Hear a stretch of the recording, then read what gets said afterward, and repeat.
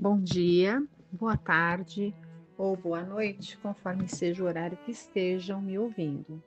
Dando sequência ao estudo do livro Paulo Estevão, nós estamos aqui no segundo capítulo da segunda parte, no segundo capítulo da segunda parte da obra. E nós estamos aqui já quase nos encaminhando para o final desse segundo capítulo, né? Não, faltam algumas coisas. Nós estamos aqui na conversa entre Saulo, Áquila e Prisca. Áquila e Prisca são dois tecelões que trabalham para o irmão de Gamaliel, que é o Ezequiel, e o Paulo vai pedir para conselhos e algum tipo de ajuda para Gamaliel, seu antigo mestre, porque agora que ele viu Jesus e se encontrou e sabe qual é o novo propósito ali para a vida dele, não dá mais para ele ser rabino. Essa era a profissão dele. E agora o que ele vai fazer da vida? Que ele se preparou a vida inteira para ser rabino. E não vai mais poder ser rabino. Como que ele vai fazer? Então ele vai se aconselhar com o seu antigo mestre. E o seu antigo mestre, a gente vem repetindo esse toda semana, né, neste capítulo, pergunta para ele o que é que ele aprendeu a fazer ali quando jovem, né, atendendo às exigências dos costumes judaicos, aonde os pais ensinam para os seus filhos o seu ofício. Ele disse para Gamaliel que ele aprendeu a ser tecelão, assim como seu pai era, né? E aí Gamaliel sugere, olha, eu posso tentar ver com meu irmão para arrumar uma colocação para você, trabalhando aqui no deserto, que é bom, né, para você ficar no deserto. A gente também teve oportunidade de falar o porquê, porque o deserto é uma região que nos convida naturalmente à meditação, né? Aliás, foi por isso que Gamaliel foi para o deserto, para poder meditar sobre os manuscritos que Simão Pedro havia dado para ele, né? E, de fato, ele consegue essa colocação e ele vai ficar junto desse casal, Áquila e Prisca. E aí, eles conversando ali, ele descobre que o casal é cristão, né? Não por acaso, ele vai parar no meio, a providência divina certamente encaminhando todas as coisas, né? Esse casal era era cristão, e eles começam a conversar. E essa conversa foi muito, assim, uma conversa forte para o Saulo, porque ele está se defrontando com ele mesmo, né? Então ele sabe o que ele fez, ele tomou uma nova, decidiu mudar ali o seu foco de ação, né?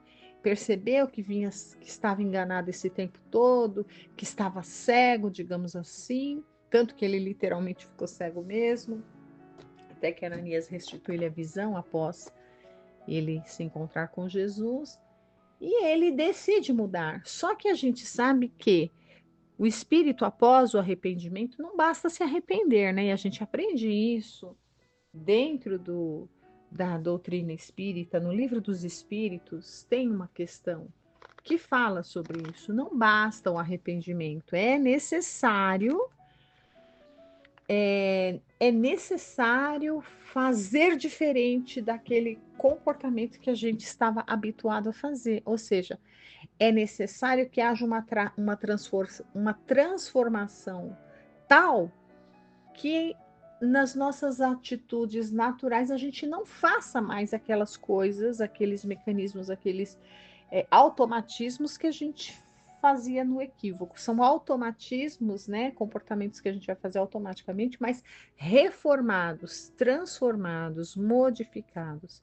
E Saulo está nessa fase, ele está nesse, né, ele já se arrependeu de tudo que fez, ele está arrependido, ele percebe que ele estava equivocado, e agora ele está se preparando, ele vai recomeçar, vai começar a viver diferente do que o que ele viveu até então. E nesse processo, quando a gente decide, né, essa transformação, é bem importante a gente, às vezes, tem que fazer esse olhar para dentro de nós para que a gente conheça bem a dimensão das dificuldades, dos erros, dos vícios morais, dos vícios de toda ordem, ou seja, das sombras, né, que nós trazemos em nós. É muito importante a gente conhecer bem, com profundidade, não para poder esconder, jogar debaixo do tapete, mas para projetar a luz sobre ele, sobre esses defeitos, né, sobre essa sombra. E é o que está acontecendo nessa conversa, porque a história de Áquila, ele conta, né? Ele estava contando para Saulo, como foi que ele foi parar lá no deserto, como foram as perseguições lá com ele e o pai dele, né?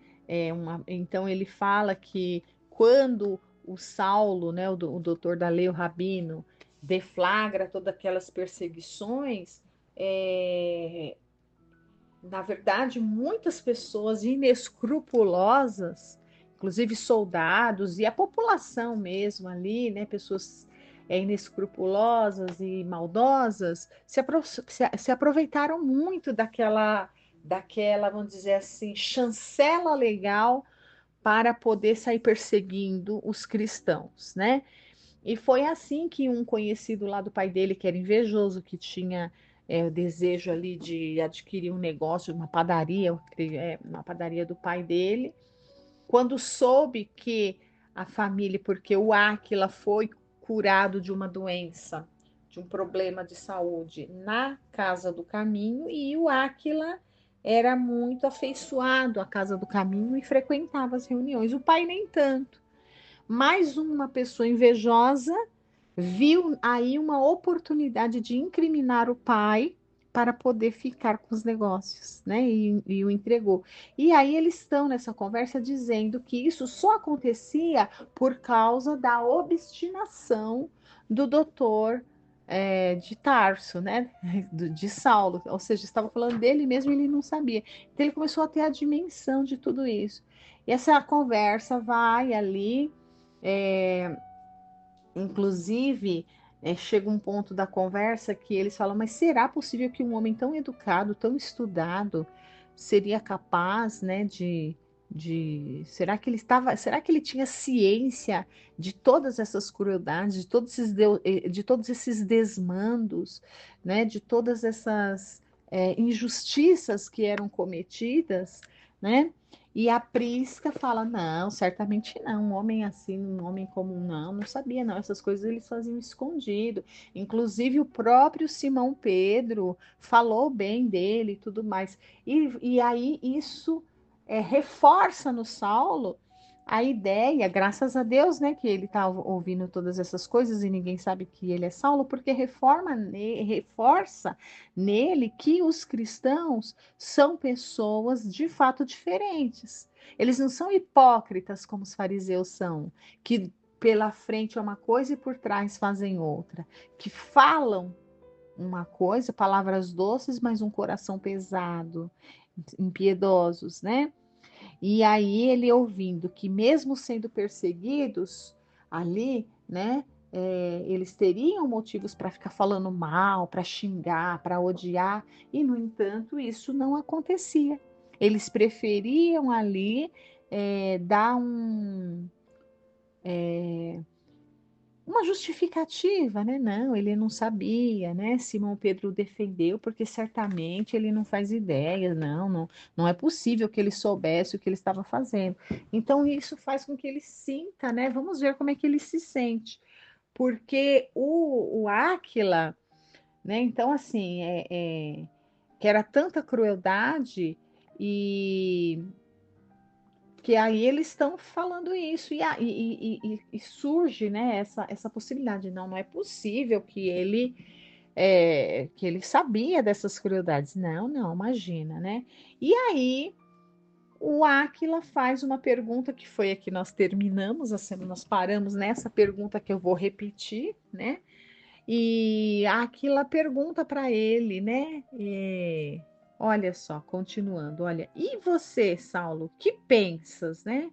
Que pensa, Saulo? Perguntou bruscamente. Ou seja, o que que você acha? Você acha?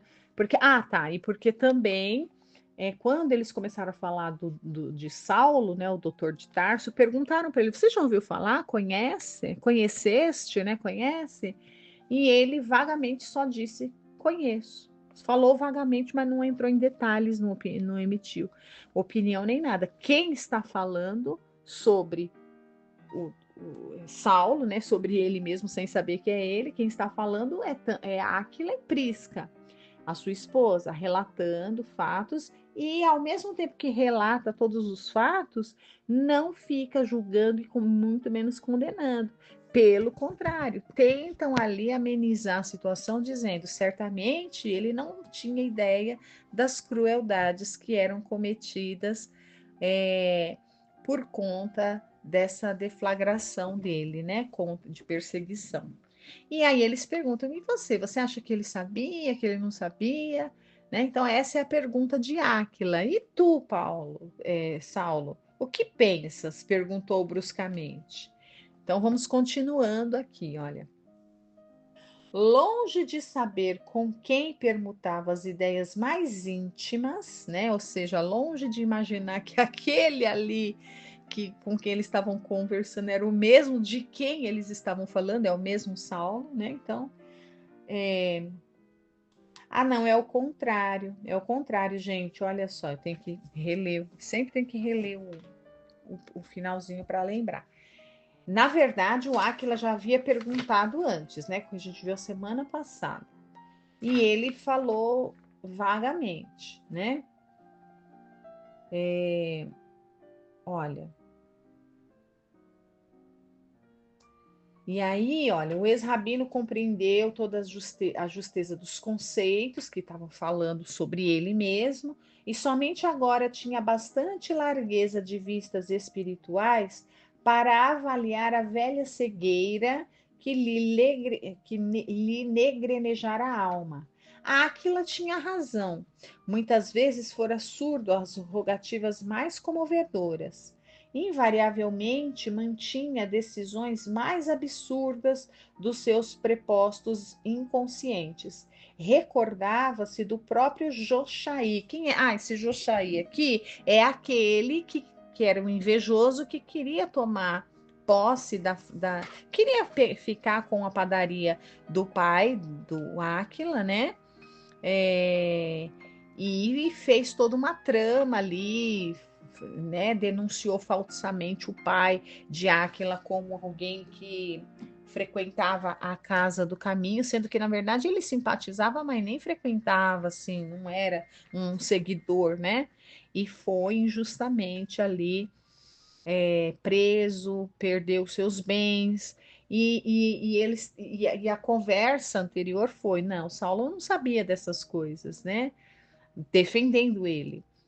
E ele agora ele sim, ele lembrava de tudo isso, lembrava da pessoa, né? Olha, é o que nós estamos vendo. Ele sabia sim, e ele se lembrava, inclusive ele chegou a se lembrar desse Jossaí, olha, recordava-se do próprio Jossaí que lhe parecia tão prestimoso nos dias da ignorância. Então, quer dizer, o cara ia lá fazer uma delação, né? Então, o Saulo achava que ele era uma pessoa prestimosa, mas na verdade ele estava arruinando falsamente, levantando falso de uma pessoa de bem, né? E aí o Saulo, tá? Vamos assim corrigir aqui, olha. O Saulo pergunta para o Áquila. O Saulo pergunta para o Áquila. Por quê? A Prisca fala que não acreditava que o Saulo soubesse das coisas. E aí falam de Simão Pedro, que Simão Pedro o defendeu. Aí Saulo é que vai fazer essa pergunta aqui para o Áquila, tá? Olha. E você, Áquila, né? Que pensas de Saulo? Então ele quer saber o que o Áquila pensa dele, né? Então é isso.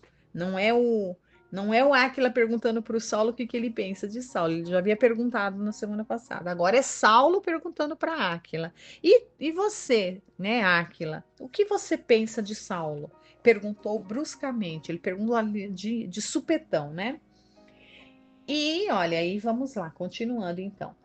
Longe de saber com quem permutava as ideias mais íntimas, né? Então, longe de imaginar que aquele era o próprio Saulo, ele vai falar agora o que, que ele achava de Saulo. Vamos ver, vamos abrir aspas aqui para a resposta de Áquila sobre o que ele acha de Saulo, né? Olha, ele respondeu sem titubear, então ele foi firme na resposta dele. Olha, o evangelho já começou bem, né? O evangelho manda considerá-lo irmão extremamente necessitado da luz de Jesus Cristo. Nunca ouvi, mas temendo as iniquidades praticadas em Jerusalém, aqui vim parar em fuga precipitada e tenho orado a Deus por ele, esperando que um raio do céu o esclareça. Veja que resposta lúcida e que é uma resposta que todos nós deveríamos aprender a dar diante dos desafetos, porque nós somos muito precipitados. Às vezes a gente tem desafeto, não vai com a cara de alguém, ou até teve algum. Às vezes, às vezes nós cruzamos com uma pessoa que não estava num bom dia, né, e ali a pessoa às vezes faz alguma coisa, e a gente já se apressa em ficar falando mal, já se apressa em ficar, nem conhecemos, e já nos apressamos em emitir um juízo normalmente péssimo a respeito. Veja, tudo aquilo que Saulo fez, e todo mundo sabe que fez, né? Estava sendo conversado aqui. Ou seja, se ele fosse uma pessoa, vamos dizer assim, bem com, com propósitos rasteiros, uma pessoa com um objetivo, com um espírito rasteiro, digamos assim, ele teria motivos para, ai, nossa, olha, ele fazia, ele é ruim mesmo, é verdade. E já, né, um prato cheio falar mal de Saulo aqui, mas olha a sabedoria. Ele não conhecia, né? Ele conhecia as ações que ele deflagrou. Mas ele, pessoalmente, o pai dele foi vítima, né? Mas ele pessoalmente não foi. Então ele fala: então eu prefiro fazer, entregá-lo aos cuidados, né, fazer aquilo aos cuidados de Deus, conforme nos ensina o Evangelho. Que esclarecimento, né? Ao invés de dar uma resposta que seria até verdadeira se ele falasse mal ali, né? Mal no sentido de narrar, eu acho que ele é um cruel, ele é isso, ele é aquilo. Mesmo falando a verdade, ele foi tão caridoso aqui nesse comentário, olha só. O evangelho manda considerá-lo irmão, ou seja, ainda que o meu coração aqui naturalmente eu não sinta isso, mas eu sigo o evangelho ou me esforço para isso. É maravilhoso esse ensino aqui. Se nós fizéssemos isso aqui que o Áquila está fazendo, acho que nós já estaríamos regenerados, né? Então ele não tá, né? O que dá a entender é que eu não estou, não, eu tenho motivos para falar mal, eu tenho motivos para não gostar, mas o evangelho manda. É isso que ele está dizendo. E eu sigo o evangelho. E eu faço aquilo que o evangelho manda, porque eu acredito, porque essa é a verdade que eu elegi para mim. E eu tenho que estar de acordo com essa verdade. E essa verdade manda que eu haja dessa maneira. Então, ele está agindo. Olha que profundo. Eu achei profundo demais essa resposta aqui, logo no primeiro parágrafo, e ele nem terminou ainda. Ó, ele vai continuar falando, olha. Ele fala que nunca, olha, nunca ouvi. Ou seja, ele está sendo mais fiel ainda, quer dizer, eu nunca vi, né? Eu só conheço a fama, sei o que aconteceu e não era bom, né? Tinha medo, porque eu sabia que não era, né? Que ele que não era mentira, as perseguições. E aí eu vim parar aqui no deserto e tenho orado por ele. Orai pelos que vos perseguem e caluniam, né? Não é isso que manda o evangelho? É isso que ele está dizendo que ele faz, né? Então, olha, vim e tenho orado a Deus por ele, esperando que um raio do céu esclareça, não tanto por mim. Olha só, aqui outra demonstração clara de um espírito já bem desenvolvido na sua moralidade, porque a gente percebe que os espíritos mais evoluídos, eles têm o esquecimento de si mesmo. Tanto que quando a gente vê preces, assim, por exemplo, como o Pai Nosso, que foi ensinada por Jesus, a própria prece de Cáritas, né? Espíritos de condição quando oram, né? A oração de São Francisco de Assis, eles não pedem nada assim pessoal, né? São espíritos que não pedem nada para eles. Kardec nunca fez uma pergunta pessoal, quero saber da minha família, né? Uma consulta, como é que está minha mãe lá desencarnada no plano espiritual? Nunca fez uma pergunta da vida pessoal dele ali. Pelo menos não tá nada ali para deixar para a humanidade como legado da humanidade. É claro que numa conversa íntima lá, pode ser que ele tenha perguntado, mas como missão, como legado para a humanidade, se a gente pegar as mil e acho que 19 questões do Livro dos Espíritos, tem uma pergunta pessoal para mim. Eles não querem, não pensam neles, né? Esses espíritos grandiosos. Pede pelos outros, e é o que Áquila fala aqui, olha, não, ele ora a Deus não tanto por mim, que nada vale, olha que humildade, mas por causa de Pedro, que considero um segundo pai muito querido. Acredito que se operariam maravilhas se a Igreja do Caminho pudesse trabalhar livremente. Julgo que os apóstolos galileus são dignos de um campo sem espinhos para a sementeira de Jesus. Dirigindo-se à esposa, enquanto o moço de Tarso silenciava, o tecelão exclamava com interesse: Lembra-te, Prisca, como se exorava como se exorava pelo perseguidor nas preces íntimas da igreja? Muitas vezes, para esclarecer nosso espírito fraco no perdão, Pedro nos ensinava a considerar o implacável rabino como a um irmão que as violências obscureciam, para que nossos ressentimentos mais vivos se desfizessem.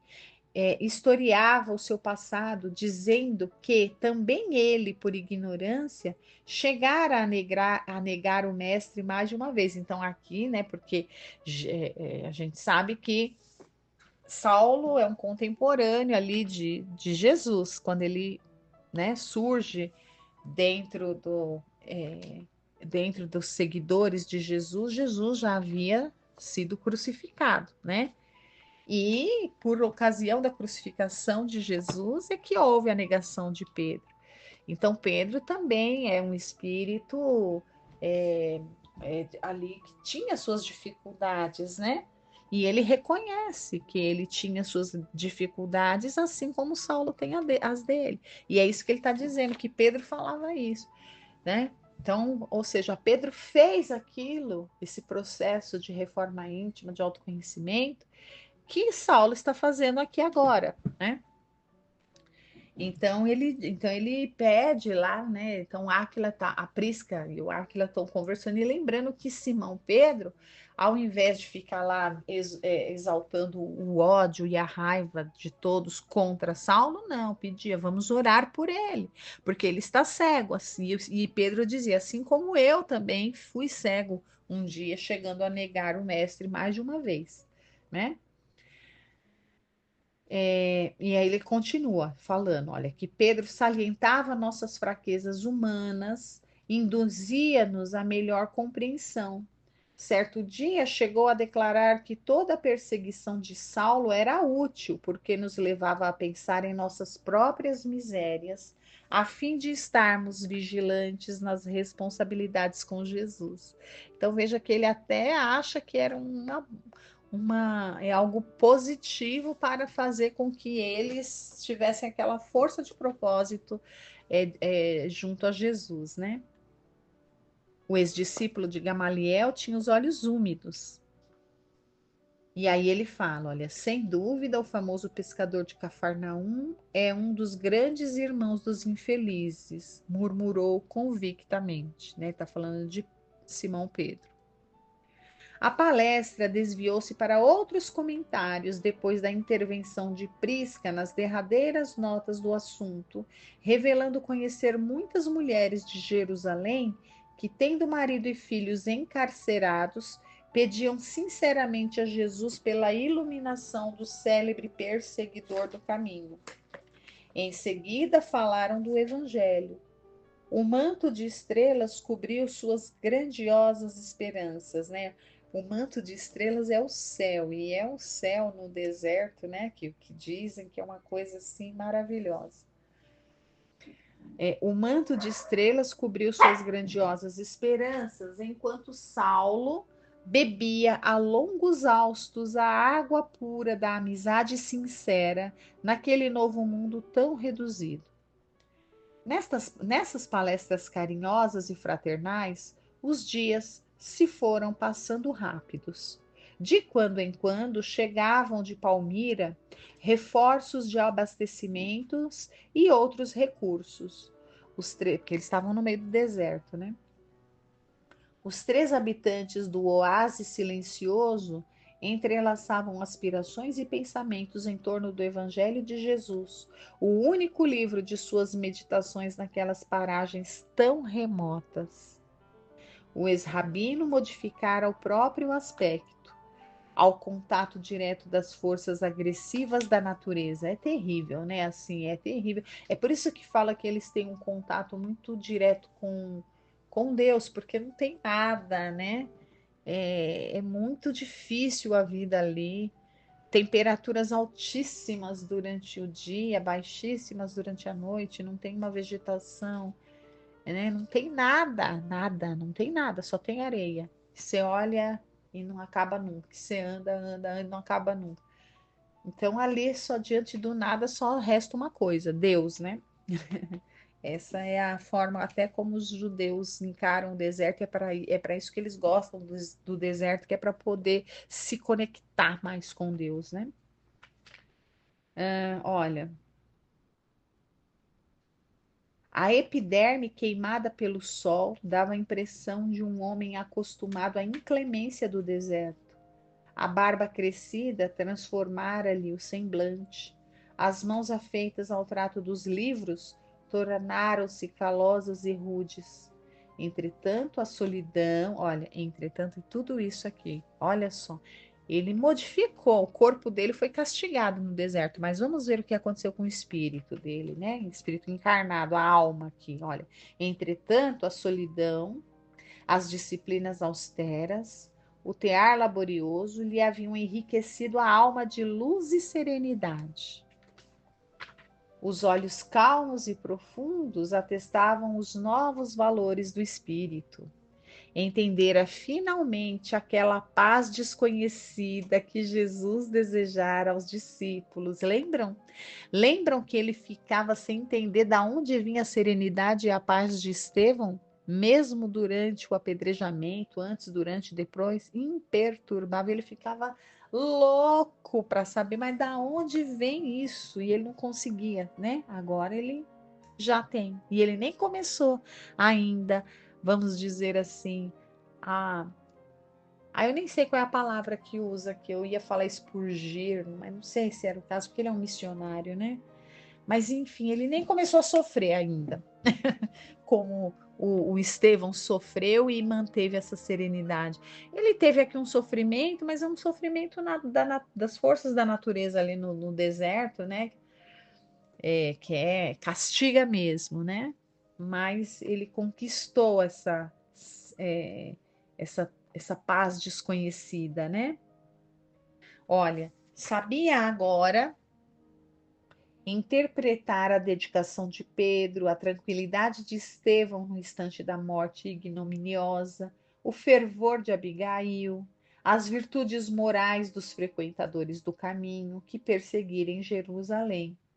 A autoeducação, na ausência dos recursos da época, ensinara-lhe a alma ansiosa o segredo sublime de se entregar ao Cristo para repousar em seus braços misericordiosos e invisíveis. Desde que se consagrara ao Mestre de alma e coração, os remorsos, as dores, as dificuldades, como que se afastaram do seu espírito. Recebia todo o trabalho como um bem, toda a necessidade como elemento de ensino. Sem esforço, afeiçoou-se a Áquila e a sua mulher, como se houvessem nascido juntos. Certa vez o companheiro adoeceu e esteve à morte, né? A morte, assim, às portas da morte. Então, Áquila ficou muito doente, né? Prostrado por violenta febre. A situação dolorosa, a multiplicação das tempestades de areia, abateram igualmente o ânimo de Prisca, que se recolheu ao leito com poucas esperanças de vida. Saulo, porém, mostrou-se de uma coragem e develos inauditos. Tomado de sincera confiança em Deus, esperou a restauração da calma e da alegria. Jubiloso, viu o regresso de Áquila ao tear e a volta da companheira aos labores domésticos, cheios de novas expressões de paz e confiança. E aqui termina esse parágrafo. Nós vamos começar o próximo só na semana que vem, porque já deu o nosso tempo. Mas veja, né? Então eles ficaram doentes e ele cuidou, né? Que mostra que ele, durante o período que o Áquila ficou doente e a Prisca também ali acabou ficando, né? Bem debilitada, o Saulo cuidou deles, né? Até que se restabelecesse, dando provas ali de uma sincera amizade, né? Então, agradeço a todos por estarem aqui acompanhando essa história. Continuaremos a semana que vem. Fiquem com Deus. Uma boa semana a todos.